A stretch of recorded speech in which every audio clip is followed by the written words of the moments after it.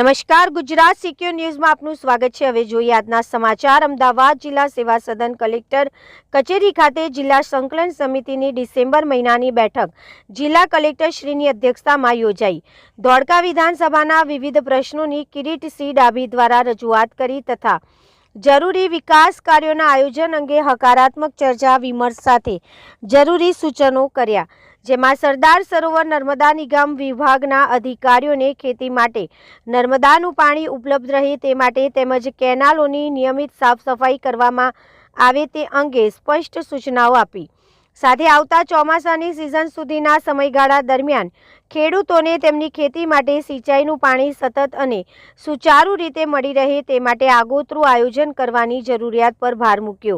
આ ઉપરાંત DLR વિભાગ દ્વારા ખેડૂતોની જમીન માપણી સંબંધિત લાંબા સમયથી પેન્ડિંગ પ્રશ્નોનું ઝડપથી અને અસરકારક રીતે નિરાકરણ લાવવા માટે તાત્કાલિક પગલાં લેવાની સૂચના આપવામાં આવી હતી।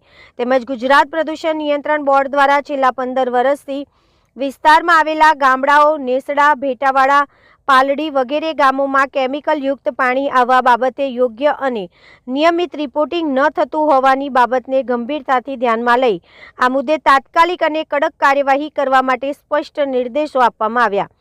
ગુજરાત પ્રદૂષણ નિયંત્રણ બોર્ડ એ આજુબાજુમાં આવેલા ફેક્ટરીઓ દ્વારા છોડવામાં આવતા ગેરકાયદેસર કેમિકલયુક્ત પાણી અંગે નિયમ અનુસાર કોઈપણ પગલાં છેલ્લા 15 દિવસથી લીધા ના હોવાથી તે વિસ્તારના ગામોમાં પ્રદૂષણ અને રોગચાળાની સમસ્યાઓથી સતત મારા પ્રજાજનોને મુશ્કેલી વેઠી રહ્યા છે, જેથી આ બાબતનું સ્પષ્ટ નિરાકરણ લાવવા માટે ઉગ્ર રીતે સૂચના આપવામાં આવેલ છે।